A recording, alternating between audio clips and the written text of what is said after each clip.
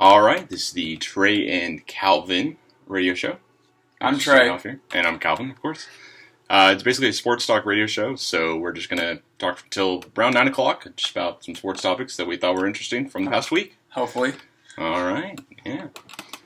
All right, so first things to start out with here is the big winners of college football this weekend.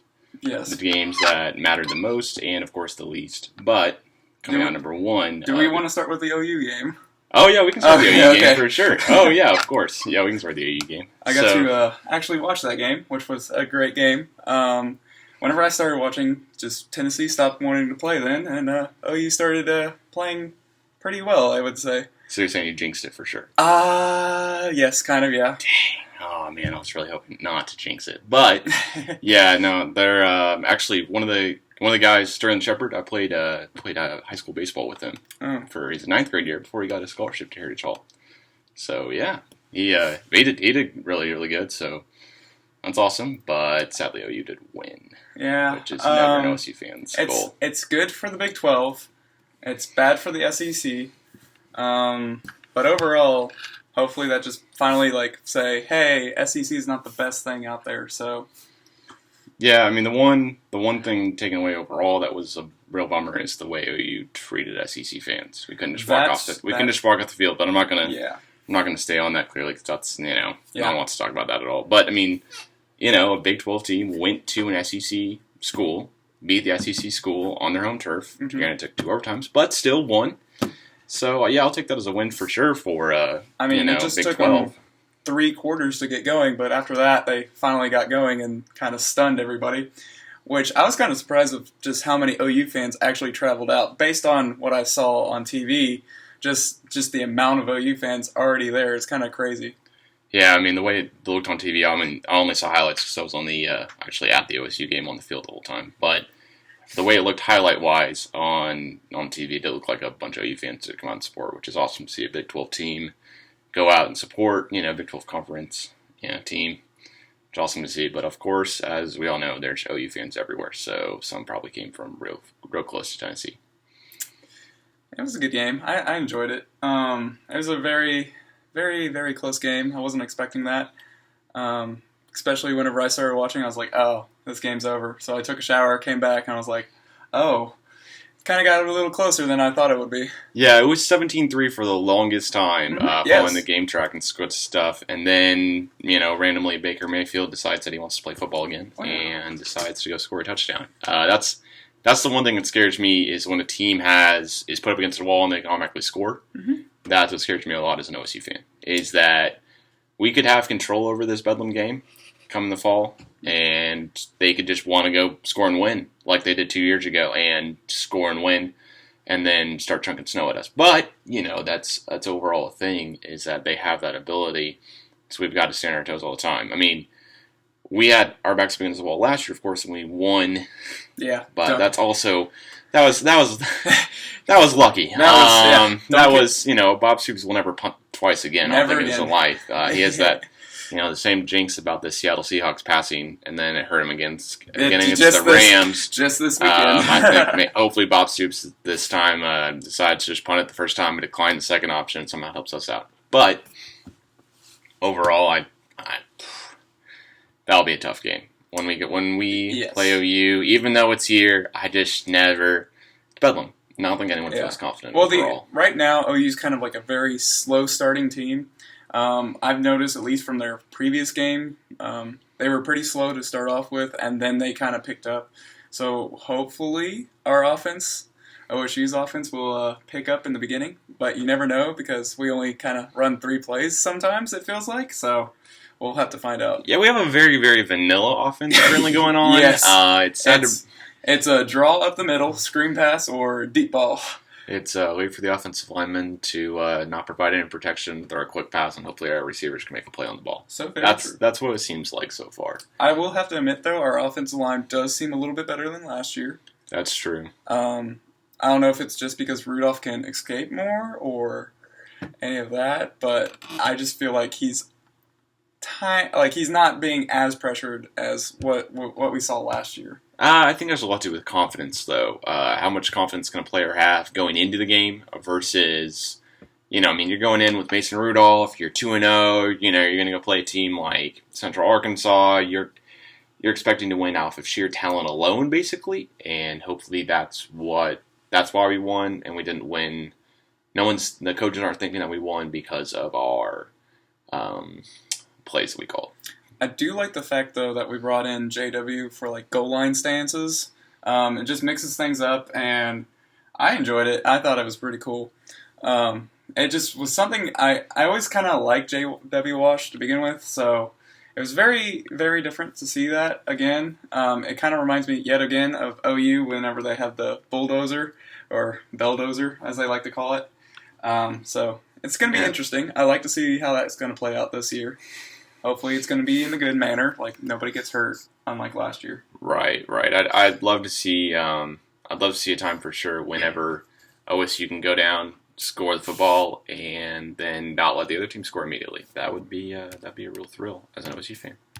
Not always giving up the other touchdown on the right after we score. But overall, I mean, we've played subpar talent. We went and played Central Michigan, who is one of the better teams in the MAC. I mean, it's the MAC, so I'm not saying they have good talent, but it's one of the better teams in the MAC. And then we played Central Arkansas, who is not great, but we did beat them 32-8. We didn't blow them out like a Savannah State victory back in 2012. We're not going to do that anytime. I don't think we'll do that again. That was that we had players. We had Des Bryant and Kendall Hunter and Zach Robinson. Or Brandon Whedon at that point. We're just lining people up. I don't think we'll have that offense we definitely don't have those playmakers on the field this year. It seems so far. Fingers crossed here that somebody breaks out, Seals or Glidden turns into the slot receiver everyone's talking about. Kind of like I would hope so. I mean, once again, the Central Michigan game though, it was like before they played, it was like pretty raining. It was like raining pretty hard, and the field was pretty soaking wet beforehand. Luckily, it did dry off a little bit, but I don't know if that played a key issue in like how kind of our slowness started. But I don't know. We're on artificial turf, so I mean, there's not. You put your cleat in the ground, you're pretty much going to get the same kind of traction unless it's literally rainy. On the time of play, I do agree. I saw an Instagram picture of the field, and it was pretty swampy. It looked like instead of an actual field. All right, yeah, for sure. But overall, I mean, we had a good win as a team for sure. We showed flashes and the ability to go score quickly, and we had flashes of brilliance. But then the defense did give up once that score late that they gave up.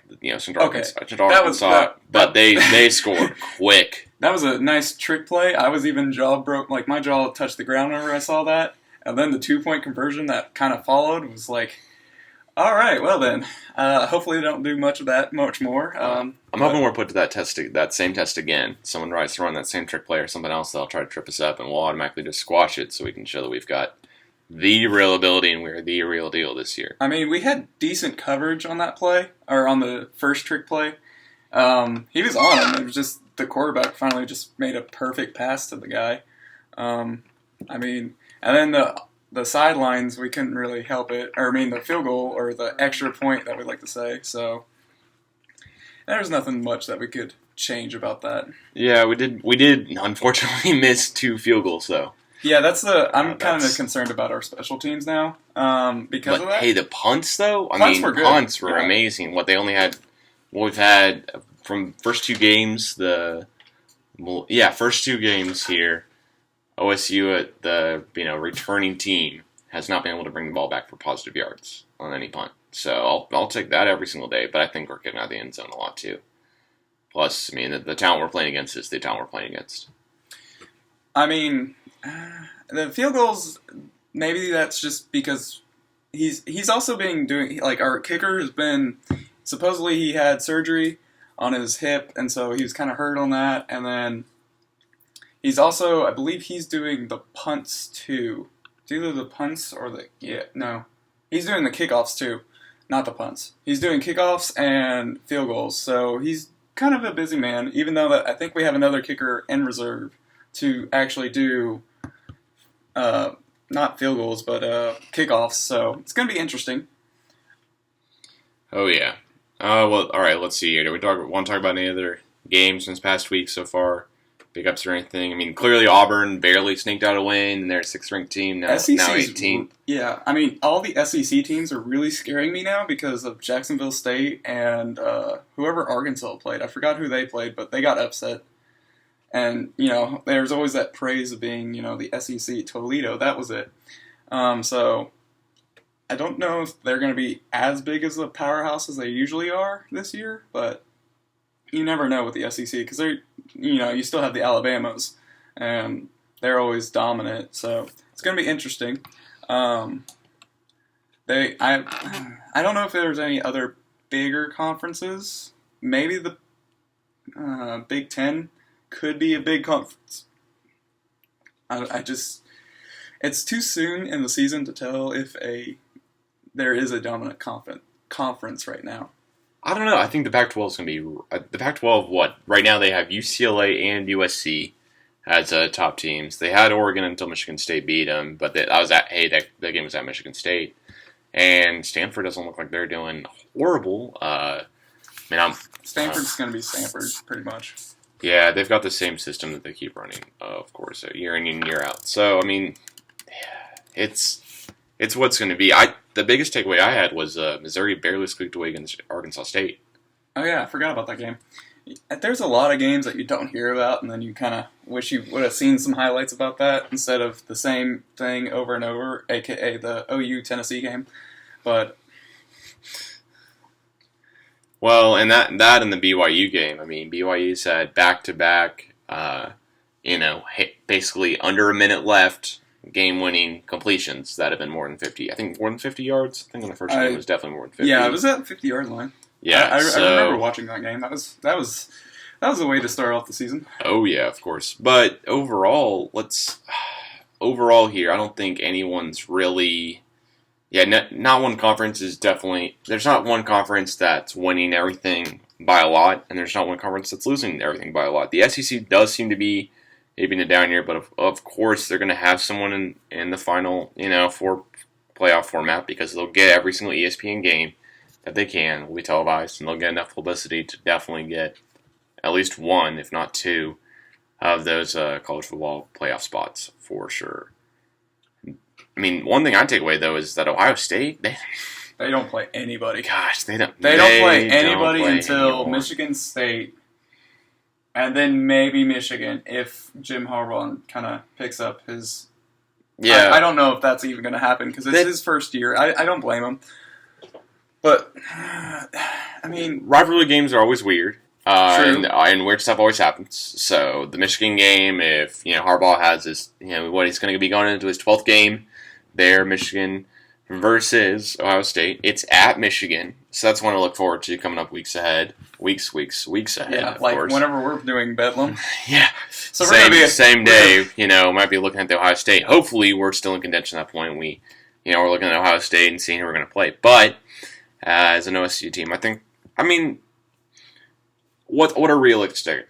For a second here, what are realistic expectations of this team for OSU? Oh yes, for Oklahoma State. Let me look at our schedule real fast, just to make sure. I think that we're going to get tripped up by TCU. I know we play them at home, but I think TCU's the number 2 or 3 overall. Right they're now. 3. Alabama jumped to 2, but they're good. I think Baylor's good too. I don't like our schedule. Like, it's easy in the beginning, and then it just gets harder and harder as the weeks go by. If you look at it right now, it goes Texas, Kansas State, West Virginia, Kansas, Texas Tech. Kind of right now, the teams that aren't doing so well. And then you go TCU, Iowa State, which they've kind of been in the running every single year. They're still decent. I don't know if they're going to be as good as they usually are.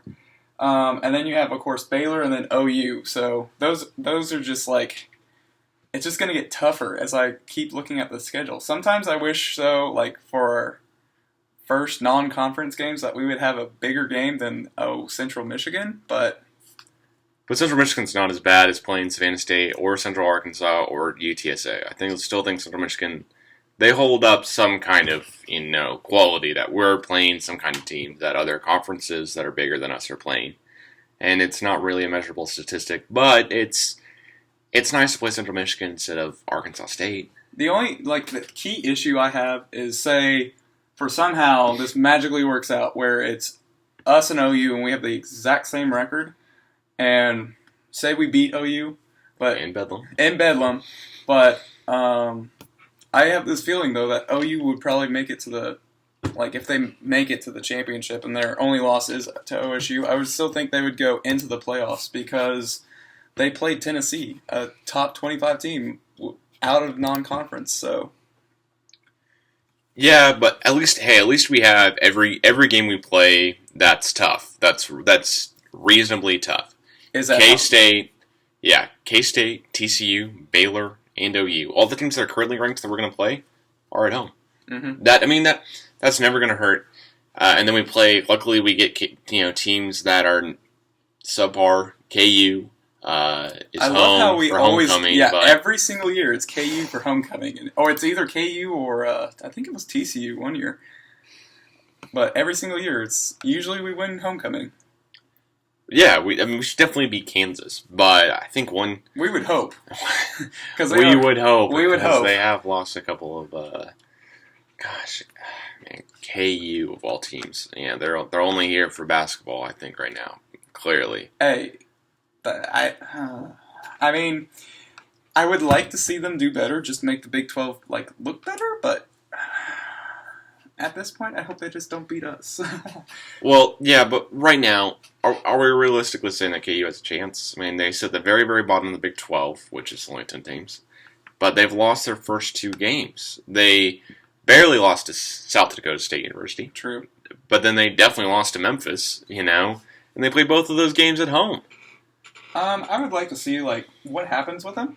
I know they try to get more recruits with their new uniforms. I mean, they're not the greatest looking uniforms ever, but they tried something new. I don't think any talent came in because of that. It's hard to be a Kansas Jayhawk football fan right now. It's probably super easy to ignore it because they're in basketball land, and so they're probably looking more towards basketball instead of football. But they have to. There's redeeming qualities everywhere, but that has to be the redeeming quality at this point, is they have to be looking forward towards that game. True. I mean, basketball's still another 2 months away, so it's gonna be interesting. But they'll still pack that arena. They always do. But the one thing is they've lost both games at home, and then they go play at Rutgers, at Iowa State.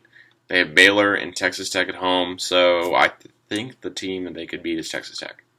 Overall, they play them at home. Of the games on their schedule, they play at Texas, who's not having a great year, of course, but they play Texas Tech at home.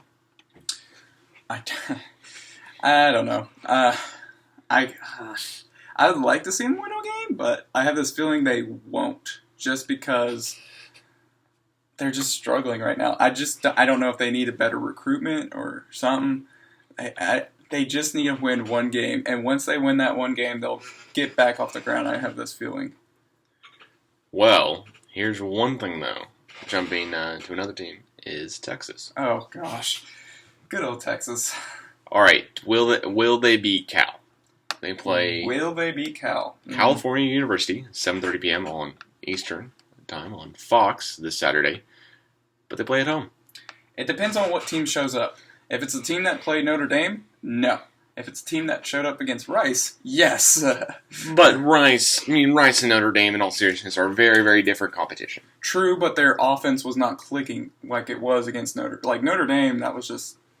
It was hard to watch. But who knows? Notre Dame may have a great defense.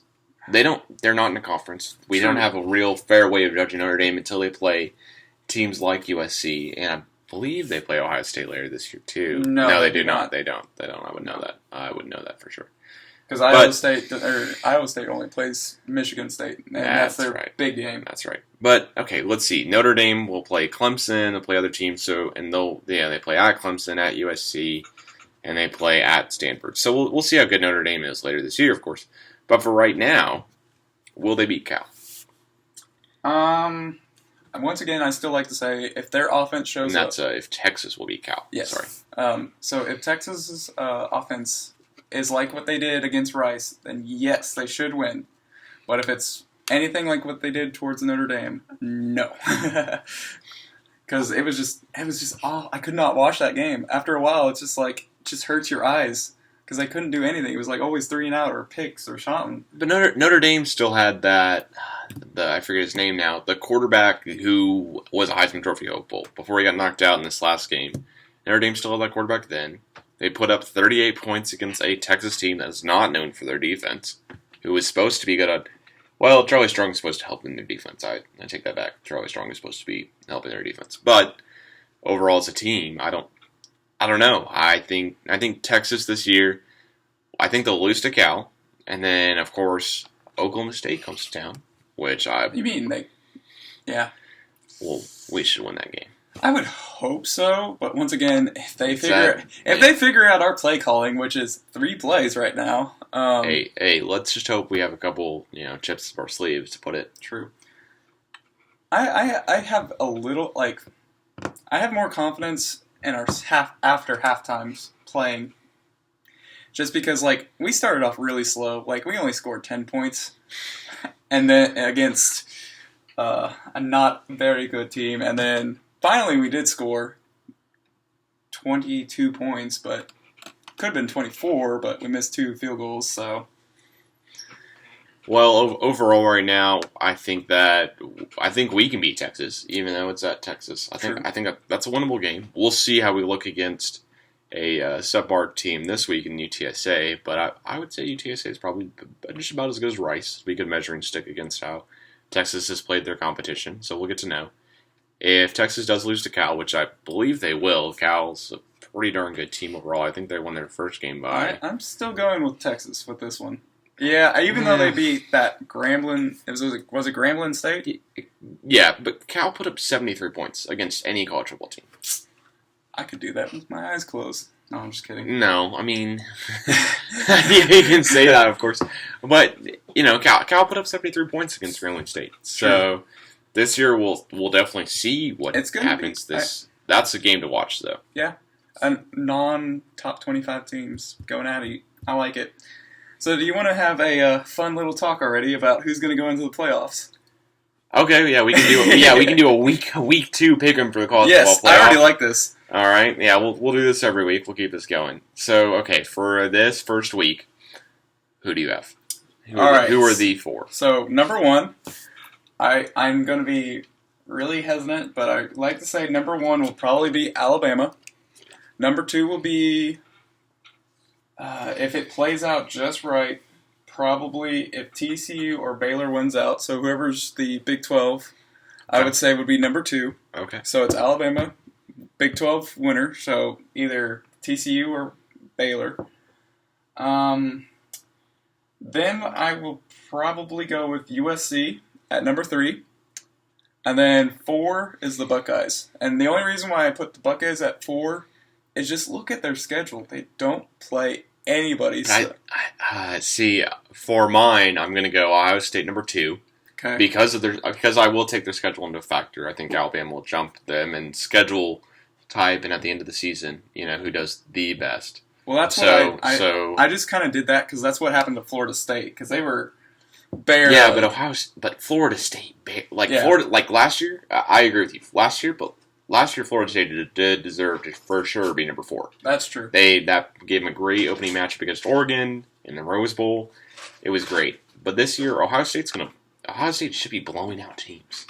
They've got three Heisman Trophy hopeful quarterbacks on their roster. One of which is now a receiver. Good job, Braxton Miller, with the spin button B move.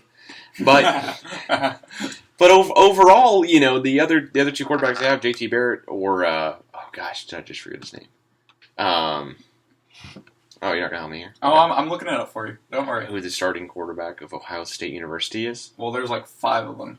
No, there's just one. There's one, but okay. Which one are you looking for? Not JT Barrett, the other guy. I mean the Ohio State quarterback. Gibson. What? Gibson.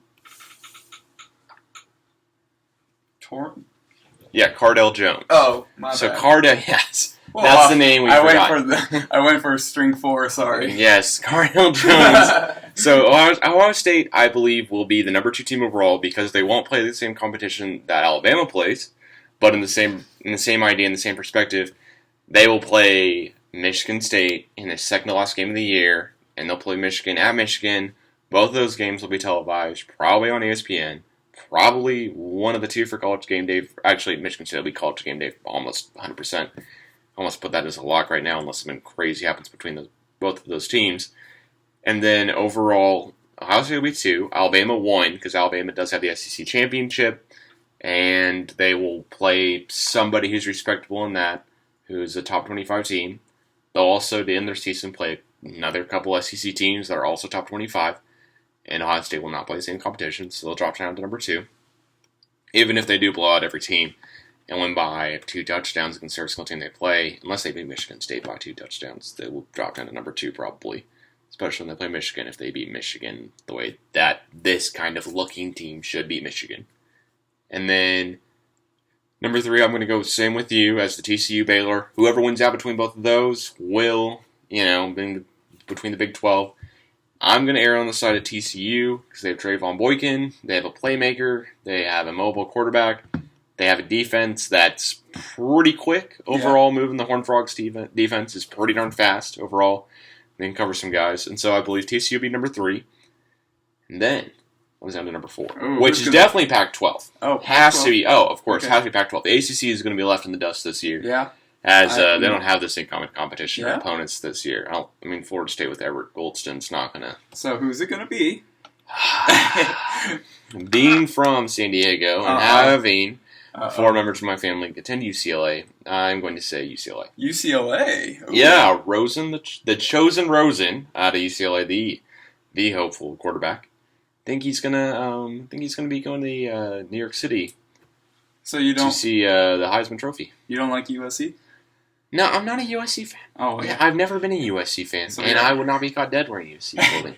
It's like the same for an OU fan here, but I'm more respectable towards OU because I have friends and people I know who go there. Whereas USC, there's one guy I still know from when I was living out in California who I've kept up with who does go to USC, sadly, and I will not even put his name on radio.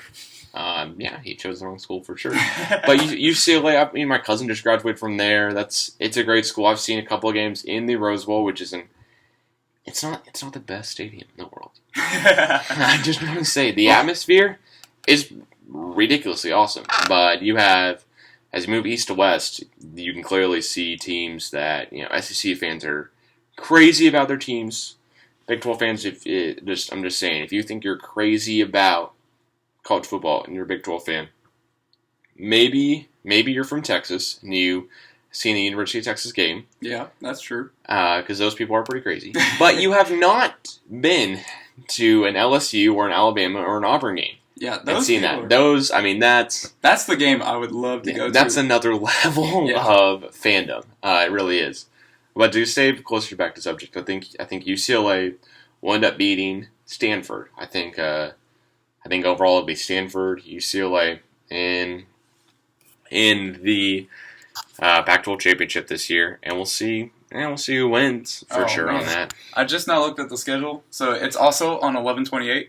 So there is going to be amazing games that weekend. It's OU Bedlam, and then you got. Yeah, I know. You have USC, UCLA, and then I believe it was Ohio State and no, I don't remember. There was another. Oh no, it's Baylor and TCU. They all play on that one weekend. Jeez, really? So that is like literally the weekend of all weekends deciding if you're going into the playoffs. Okay, well, Baylor TCU will look differently than OU OSU because we're all in the same conference, so we'll know more by then. Maybe it'll be because every single team at that point will play each other besides the teams that are currently playing that game. So we'll know if OSU has beaten TCU and TCU has only lost to OSU and they're about to play Baylor, and if we lose to OU and then TCU beats, there's just a bunch of scenarios, a bunch of what ifs we don't even need to get into at this point. But overall, for the college football playoffs, yes, November 28th, mark your calendar right now, ask off work, do whatever you got to do, because that will be the day to watch every college football game. Wait, are we on the 27th? Wait, we are? I think so. What? Might want to look it up, just make sure, but I think we're on Friday the 27th. Bedlam is on a Friday? Yeah. Oh, no way. Bedlam, ladies and gentlemen, Bedlam is on a Friday. Well, that's also that's also dead week, or that's whenever we're on Thanksgiving break, so I want to make sure. Bedlam is on a Friday. On Black Friday, to be exact. Oh, gosh. That is going to be that's going to be really tough on people. If anyone has a spare, $500, I'd love to buy a ticket to go see the UCLA-USC game then. Are you... I'm still... So I got what? Ticketmaster says it's on the 28th. Yeah, keep explaining this real quick here. Okay, so I got tickets. I have the all-student pass. Of course. So Ticketmaster says it's on November 28th, which is a Saturday. Lovely ESPN says it's on the 27th. So, take that. I'm pretty sure the game's on a Saturday. I'll double check. I think I have to take back everything I said about Bedlam being on a Friday, and that the OSU game is clearly going to be on a Saturday. That is really weird. Okay, yeah, ESPN has double standards on me. What do you explain what we're looking at here? Okay, so first, I looked at the schedule for just the weeks, by the weeks, and it said on week 13, OU and OSU played on the 27th, but then if you go to OSU's actual main schedule, it says it's on the 28th. So, overall, what we're saying is that we just wasted about a minute of your life, and that the Bedlam game is actually on a Saturday, and ESPN confused us, but we're going to blame ourselves here in this scenario. Way to go me. Just got to double check here before we put this on radio. Well, I try. That's how it goes, though. We're okay. So, that's still mark your calendar for November 28th, right? That's just ridiculous. It's going to be a great weekend for sure. Let's see here. You got who plays in the SEC? Auburn plays Alabama, I would assume. Yes, yep, they do. So that's their game. You've got the SEC matchup that, right now, it seems like people look, Auburn hasn't done great, but either way, that'll be a good game. Yeah. That people will tune into. Then you've got the UCLA-USC game, Pac-12. Mm-hmm. Then you've got the Michigan-Ohio State game, which, Michigan is not as great as Ohio State, so it'll be a game to tune into. It's a rivalry. Gosh, I said that word. But it's a game to tune into for sure. And overall, right now, as it stands, that'll be a game to watch. Yep. It's a Big Ten team. Plus two that have historic rivals and going against each other. Then you've got the Big 12 with TCU Baylor. Is that right? Yep. TCU. Glad they changed it to be later in the season now. That is so much better. Originally last year it was too early in the season. No one was even awake for it. People kept referencing the game, and no one knows what they're talking about. It's too early in the season. But that's good. That's good. And then on top of that, you get your turkey. You got your leftover turkey, and then you also went shopping the day before. Right. For Black Friday. It's going to be a great weekend. That weekend for everyone in the United States is going to be, Red Bull will be sold out in stores. Yeah. It'll be, if that weekend doesn't kill you, I don't know what will. It'll be a weekend to remember for sure. And then of course you also have your NFL games, which I don't know exactly, but I'm assuming the Cowboys play somewhere. Late November, I'm sure NFL will have some games that weekend, of course, late November. Speaking of NFL, are you in fantasy football? I am. I did join a league late of a bunch of people on ESPN mock draft that I don't know. Oh, very nice, very nice. Yes, and then I got grandfathered into my dad's fantasy football league as well. Gotcha. So you want to touch on that subject real quick here? Yes. So my fantasy team, we lost this weekend. I'm kind of sad about. It's called Tom Brady went off, and then who else went off against me? Tom Brady barely deflated some footballs, and a lot was made about it. That didn't matter. Yeah, pretty much. That's how that goes. I want to provide my 2 cents on that. If you can beat the Colts by that many amount of points, it doesn't matter. It doesn't matter that the footballs are deflated. Oh. And if it does matter that much, then someone would have let us know by now. But I believe that the idea has been debunked several times that actually that whole Deflategate, ESPN's coverage for 6 months, I don't think it mattered that much. Yeah, and then I had I have to talk to Sammy Watkins if I can, because he didn't like, I thought he was going to do good, but got a big old 0 for me on fantasy, so that kind of hurt my productions for the week. So I just scored measly 72 points compared to my opponent that had 108. So didn't do so well in my first week. Maybe I'll do better next week. All right, so real quick, I'll say my fantasy football stuff too here. I did draft this team. I didn't let it just go by, but I did win. I'm 1-0 this week currently, and my team isn't that bad. Just started out. We're gonna go bottom to top here to make it sound even better than it is. I'm sure. We have on the bench Brandon Oliver, Carlos Williams, Jerick McKinnon, and then Darren McFadden.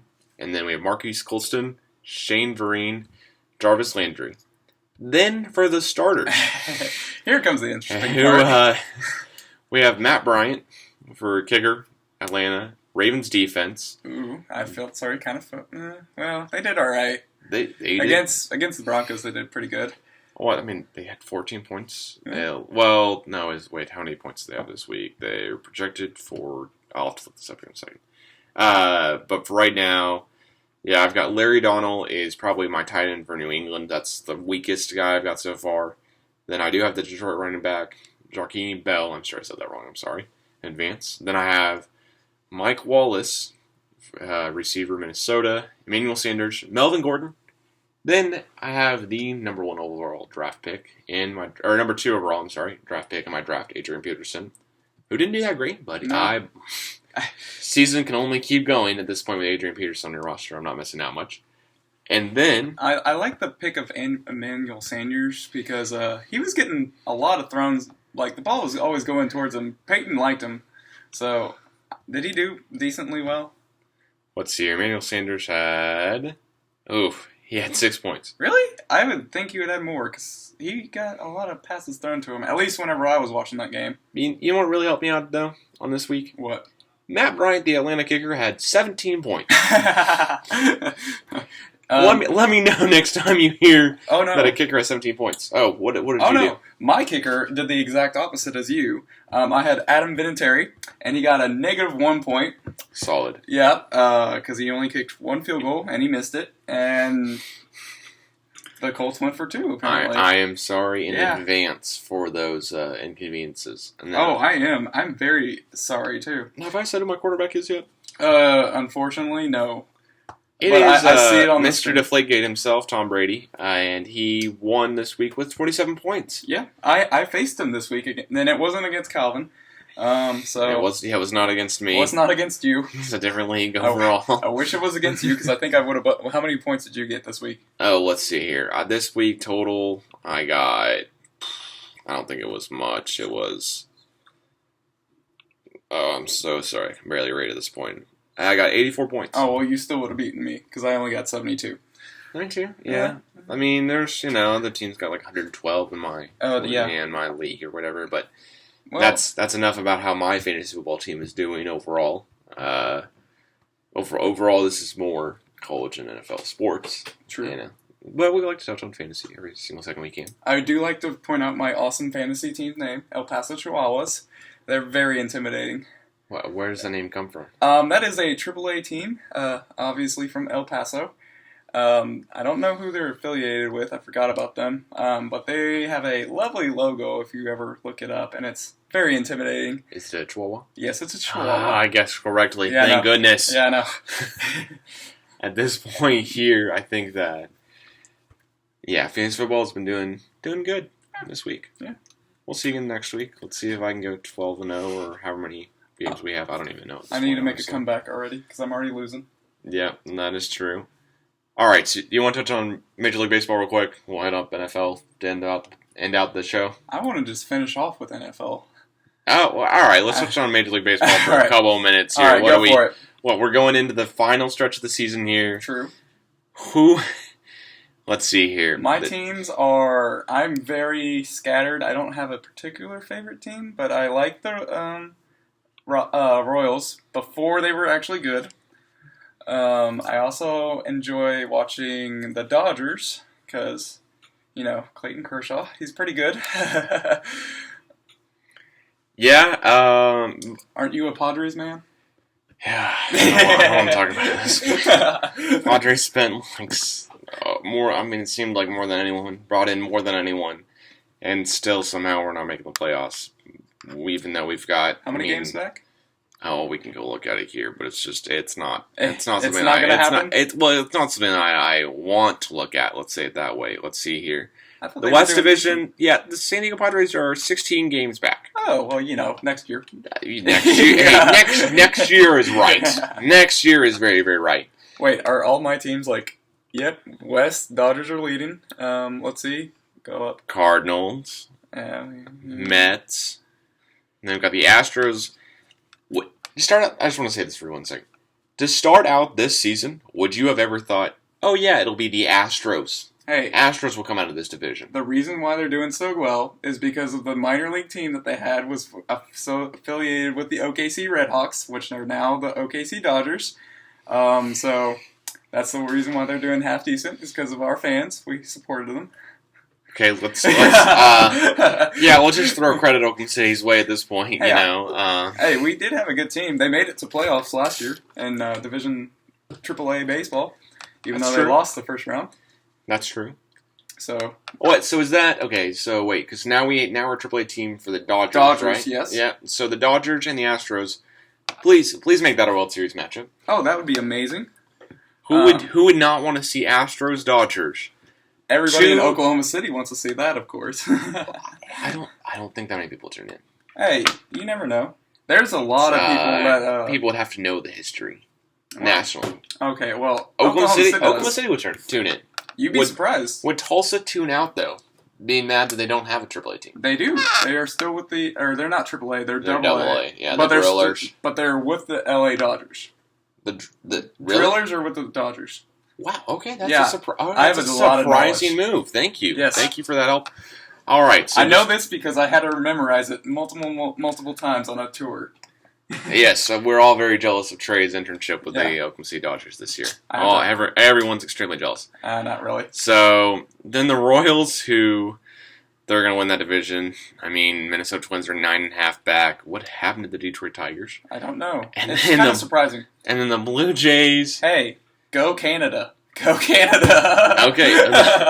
I have to say that. I just want to say, if someone had projected the MLB standings would look like this at the end of the year, I would have said that they were the drunkest person I've seen. Pretty much, yeah. I mean, to say that Boston Red Sox are going to be in last place, that's just, oh man, I don't know how you could just swallow that. It just the Rays are second to last though, so that's pretty on par. It depends. It really does depend. Well, you know what? I want to start a petition to bring the Rays to Oklahoma City. Why? Because people would go to that game. Okay, first of all, the Rays don't. No one goes to the Rays game.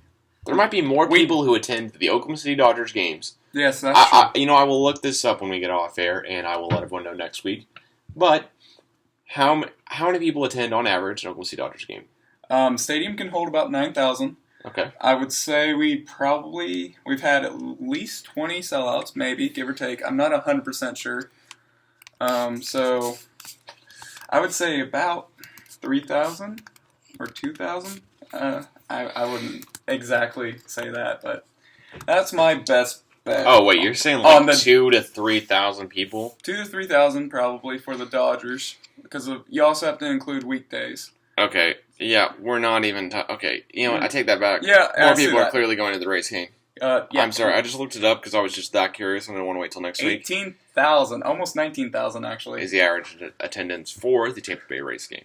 Okay, alright, but we were going to touch the NFL real quick here, because we only have 3 more minutes until it's 9 o'clock and the next group of people come on the radio here.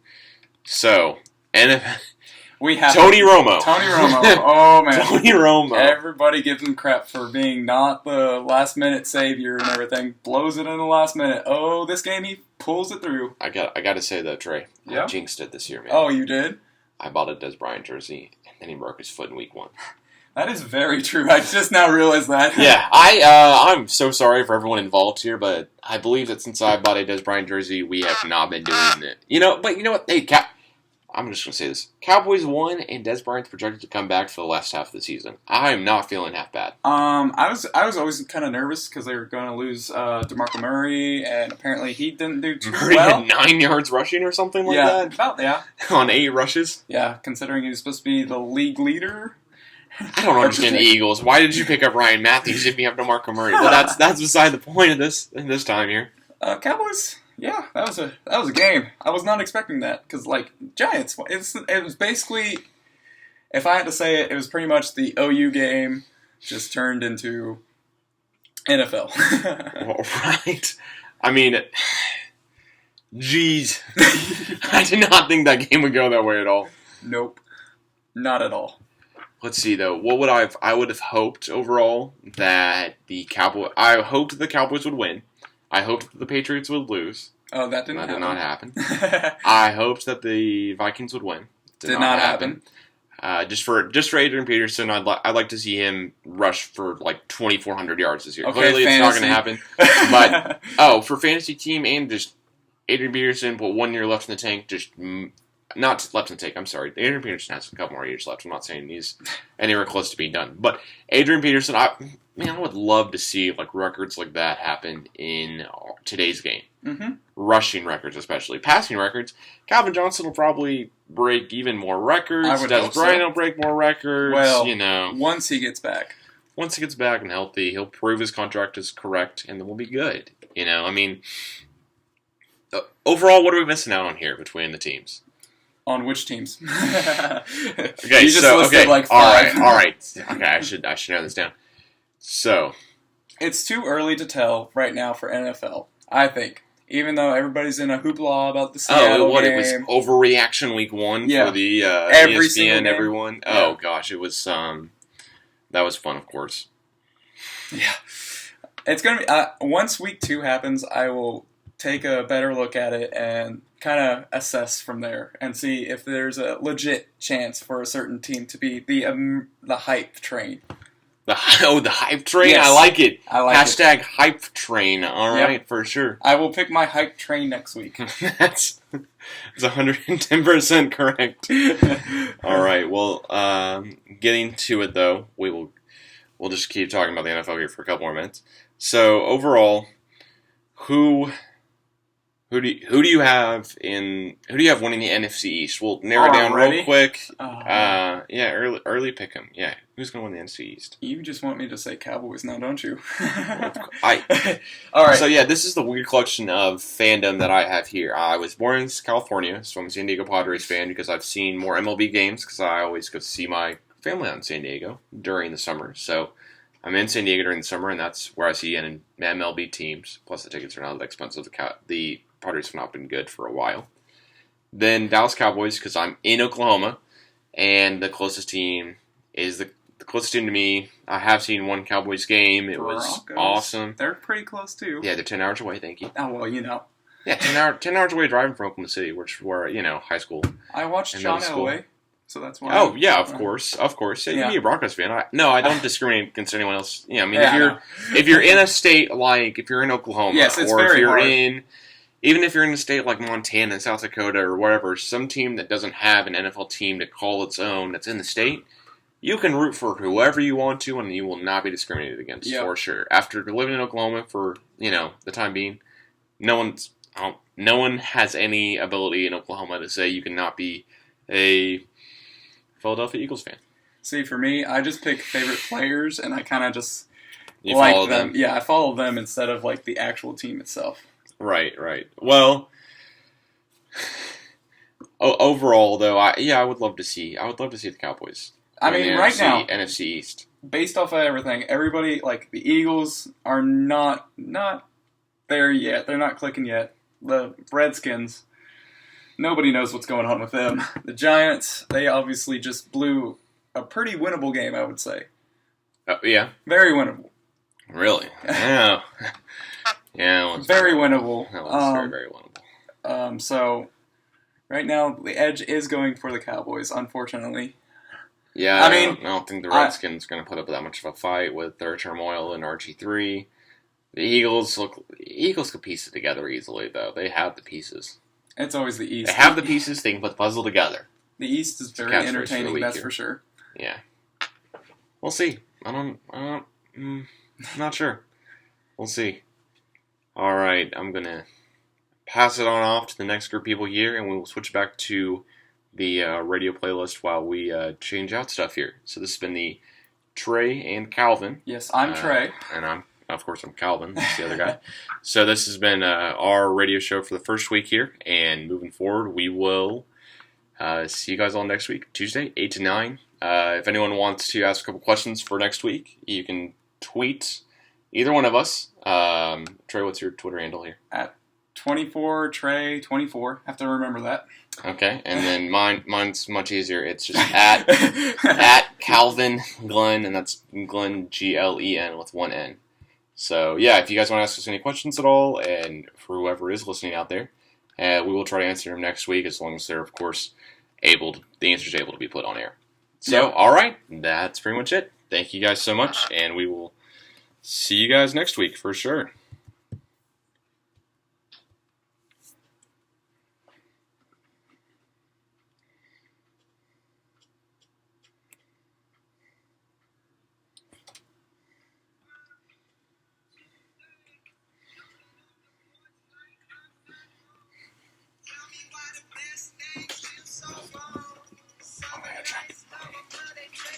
The second that this song. Alright. Yeah, there's somebody. Cool. Alright. You guys next? No. They're out here, right? Okay, cool. Yeah, they're out. Alright, awesome, man. Thanks.